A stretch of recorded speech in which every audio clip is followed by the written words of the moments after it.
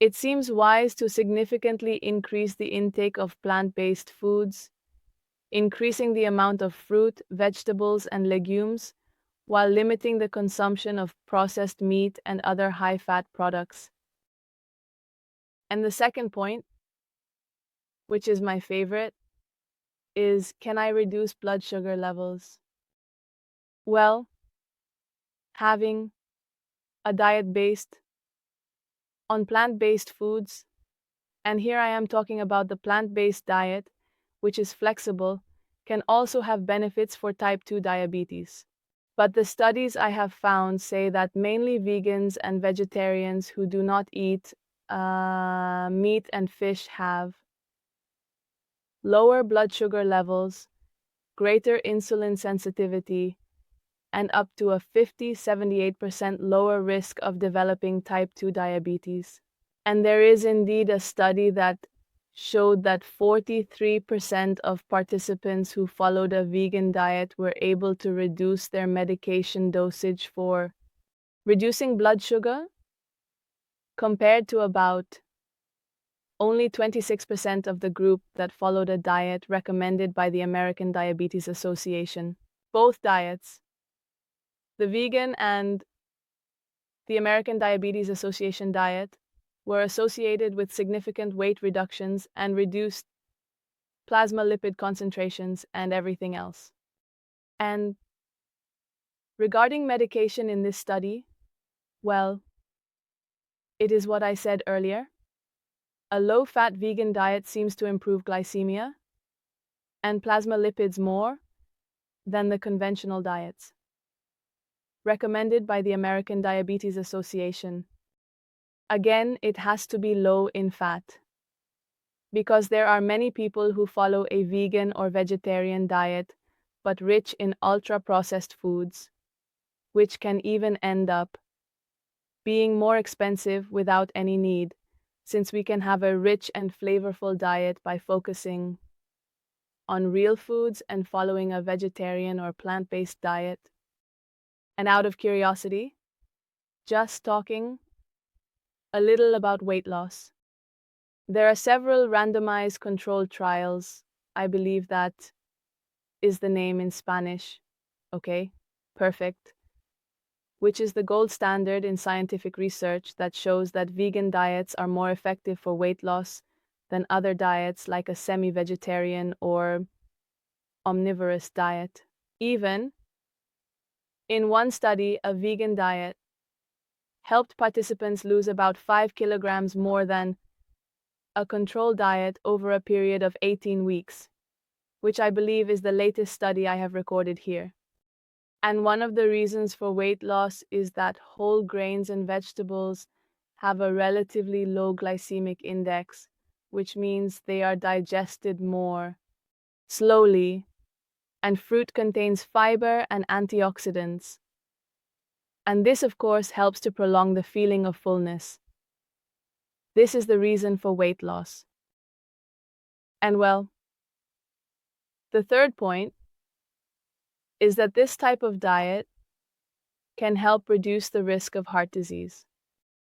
Here, we specifically talk about a plant-based diet, which is daily based on fresh fruits, vegetables, legumes, and nuts, which are dried fruits and seeds, for example, and fiber, as I mentioned earlier, is related to a lower risk of heart disease.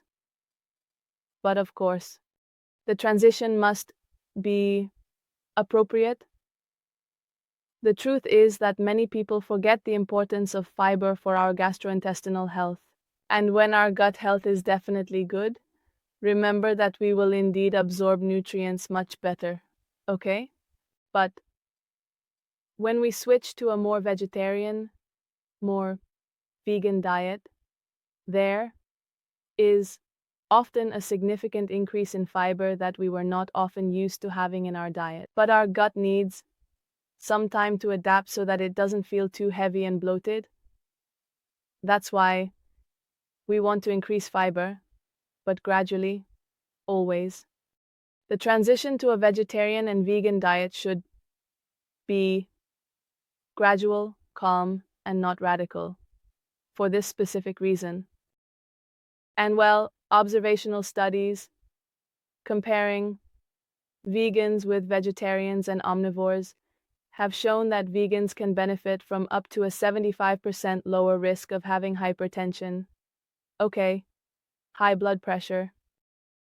And there are several randomized controlled trials reporting that vegan diets are much more effective at reducing, as we saw earlier, blood sugar, but also cholesterol and total cholesterol levels compared to an omnivorous diet.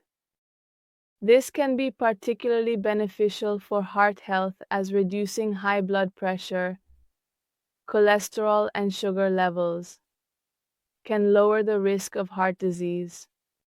And what we know is that it's not just about limiting meat. We must ensure that the plant-based foods we consume daily are considered healthy. And this means consuming, again, whole grains, legumes, seeds, nuts, olive oil, instead of unhealthy plant foods, like refined ones, sugary drinks, for example, which we know can increase the risk of developing heart problems. In other words, the quality of the diet matters, of course. And lastly, finally, the last point, which for me is one of the most important, since if we know we want to make changes for health reasons, but if our planet is not well, these changes are of no use to us. Planet Earth is our first home. It is our house. And the least we can do is show it respect. And also, if we are so interested in health reasons, let's think again about what I said at the beginning. The causes of diseases are always multifactorial, and what is known is that the main one is pollution. Switching to a plant-based diet not only benefits health, but it can indeed also help protect the environment.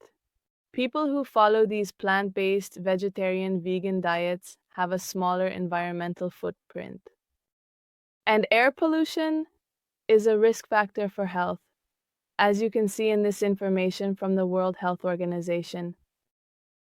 In other words, adopting sustainable eating habits can help reduce greenhouse gas emissions, water consumption, and land used for industrial farms, which are all factors of global warming and environmental degradation.